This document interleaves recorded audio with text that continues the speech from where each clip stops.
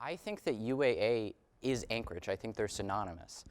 At UAA, we have individuals from every different community in Anchorage. There's not this barrier that is between us, and I think that it's just recognizing that we need to talk about. To be able to realize that we have these connections, and we just need to make them clear going forward in the future to ensure that Anchorage is synonymous with UAA. I think often high school students have this notion that the college wherever they're from is not really great. It's just the college that people go to if they don't have any other opportunities, and they want to go off to some cool place on the West Coast or the East Coast.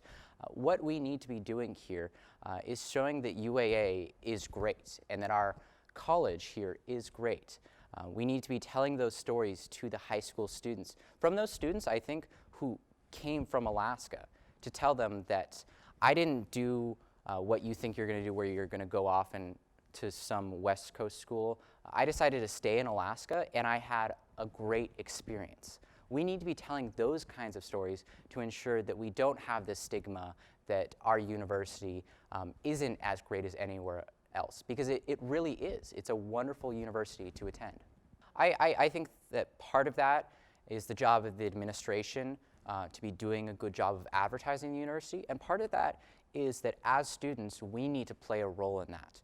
We need to be going back to our high schools and going to our communities and telling those stories and sharing them to ensure that those students know about that. Because if we stay silent about that, the only people that know that are us, and we won't make it so that the generation of students that come after us are able to recognize that fact and come here to the university.